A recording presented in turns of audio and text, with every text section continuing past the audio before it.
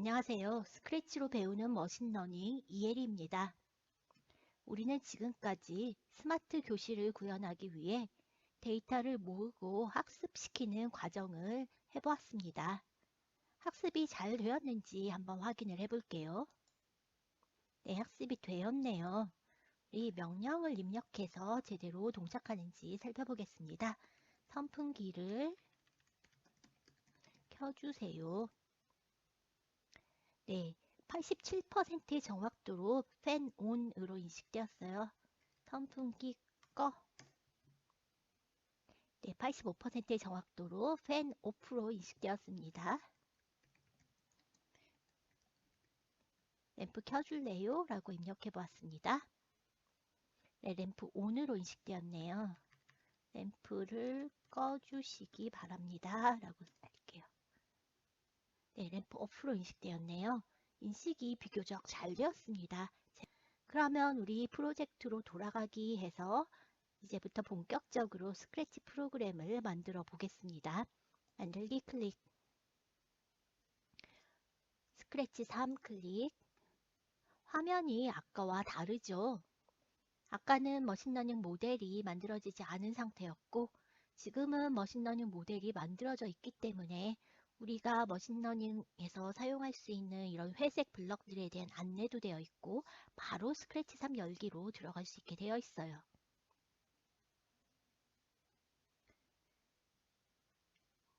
우리는 아까 규칙 기반 시스템을 만들면서 파일을 저장을 해 놓았기 때문에 그것을 읽어다가 수정을 해 보겠습니다.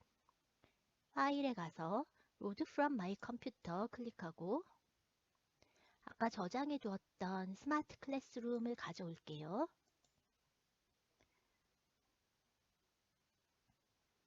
네, 이 중에 우리가 어떤 부분을 수정해야 할까요?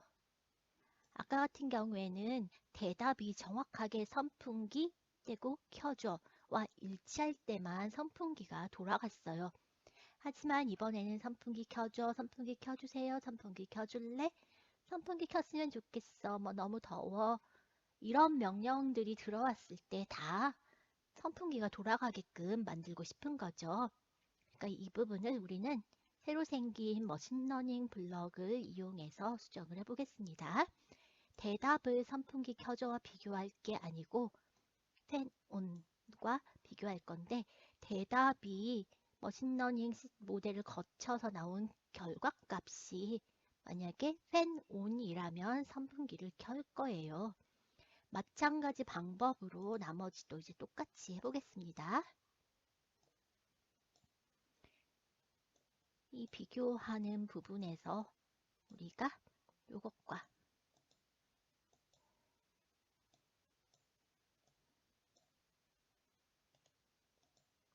복사를 하는 방법은 내가 복사하려고 하는 것에 놓고 오른쪽 버튼을 누르면 복사하기라고 떠요.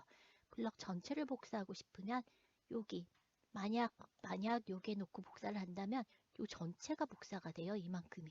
내 밑에 있는 것들이 다 복사가 되죠. 복사하는 방법은 이렇습니다.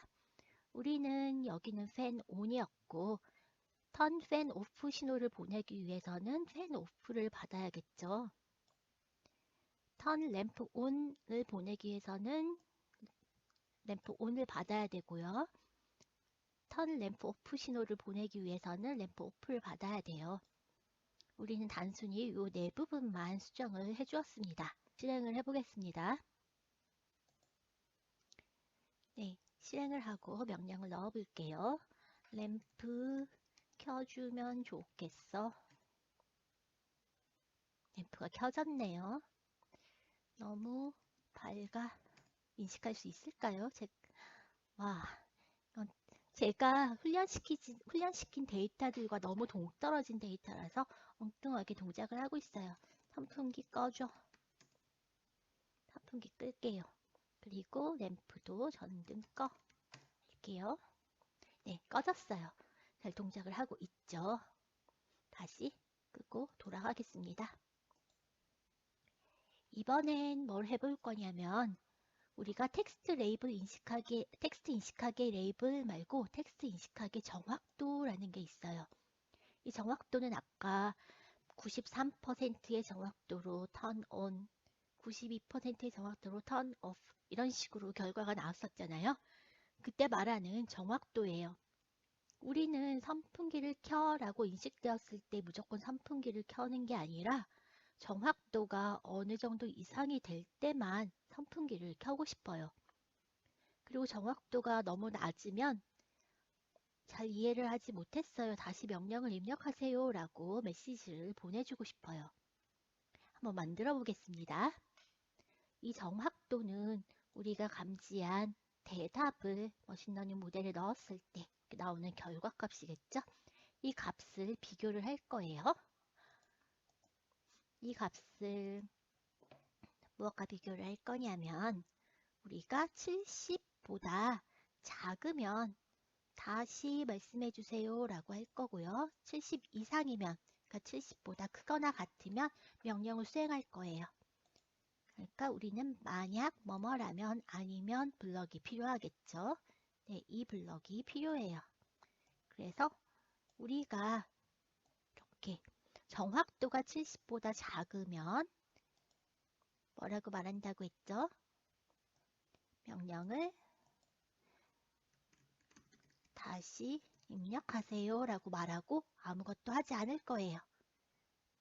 그리고 만약에 70보다 크거나 같으면 하면 여기 들어가겠죠? 여기에는 아까 우리가 수행했던 것들을 수행하겠어요.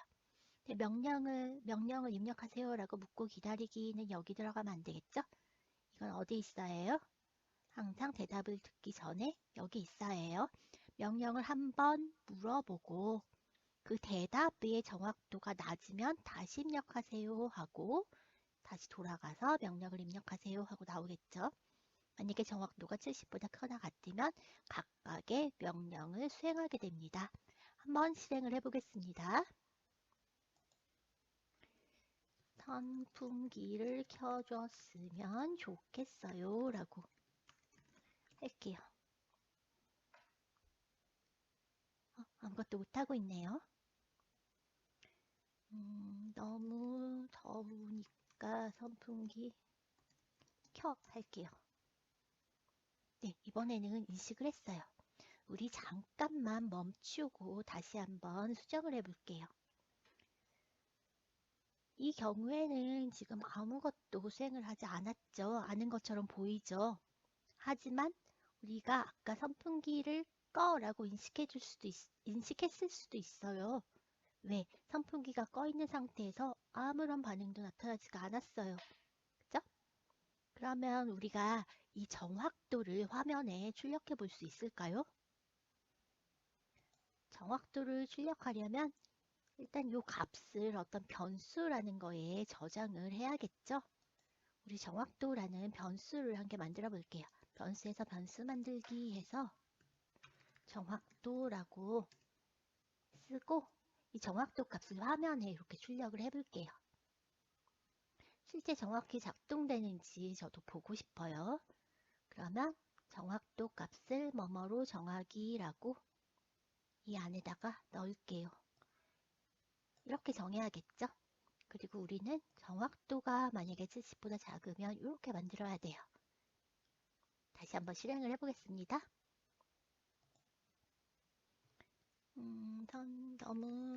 너무 더워. 89%의 정확도로 선풍기가 돌아가고 있네요. 불을 누가 꺼줬으면 좋겠어 라고 한번 입력해 볼게요. 52%의 정확도예요. 명령을 다시 입력하세요 라고 쓴 거 봤나요? 아무것도 하지 않았어요. 다시 한번 해볼게요. 전등을 누가 꺼줬으면 좋겠어 라고 입력할게요. 우리가 학습시킨 데이터와 비슷한가 봐요. 정확도가 88이라서 지금 전등이 꺼 있어요. 전등을 누가 켜줬으면 좋겠어 라고 한번 입력해 볼게요. 네, 켜졌어요. 전혀 엉뚱한 말 한번 입력해 볼까요? 배고파. 정확도가 너무 낮아서 명령을 다시 입력하라고 떴죠. 네, 제 시스템은 잘 동작하고 있네요. 우리는 지금까지 스마트 교실을 같이 구현을 해보았어요. 여러분들이 더 생각해 볼 게 있어요. 선풍기와 전등 대신 다른 기기를 스마트 교실에 추가해 보세요. 프로젝터를 켜고 끈다든지 아니면 TV 모니터를 켜고 끈다든지 해볼 수 있겠죠. 정확도가 70% 이상일 때만 동작하는 실험 잘 되었나요? 네, 비교적 잘 된 것 같아요. 여러 차례 실험을 해서 적절한 임계치를 찾아보세요 라고 되어 있네요. 임계치라고 하는 것이 중요해요. 지금 선풍기나 램프를 켜고 끄는 거에서는 크게 중요하지 않을 수 있겠지만 만약 여러분이 화재 감지 시스템을 만들고 정확도가 90% 이상일 때는 119에 바로 연락이 가도록 했다고 해보세요. 만약에 정확도가 90% 이상일 때 119에 바로 연락이 간다면 너무 감사하죠. 하지만 정확도가 15%밖에 안 되는데 119에 연락이 간다면 이거는 부정확한 정보일 수도 있고 아주 큰 혼란을 야기하겠죠. 여러 차례 실험을 해서 정확도를 얼마로 설정했을 때 명령이 제대로 실행되는지를 확인해 보세요. 그리고 개발자들이 아마존의 알렉사로 만든 모델들도 살펴보세요. 여러분들이 이 사이트에 들어가면 그 모델들을 살펴볼 수가 있어요. 이렇게 되어 있답니다. 별점도 줄 수 있게 되어 있네요. 한번 들어가 보세요. 그리고 실제 기기를 연결해서 테스트해 보세요. 여러분들이 사용하고 있는 이 스크래치에는 제일 마지막에 보면 뭔가 확장된 블럭을 연결할 수도 있죠. 확장 기능. 이 중에는 마이크로비트라는 것도 있고 메이키 이런 것들이 있어요. 여러분들이 직접 기기를 연결해 볼 수 있는 거예요. 마이크로비트의 LED를 껐다 켰다 하는 것도 직접 동작시켜 볼 수 있겠죠. 네, 지금까지 스마트 교실을 구현해 보았습니다. 다음 강좌에서 또 만나요.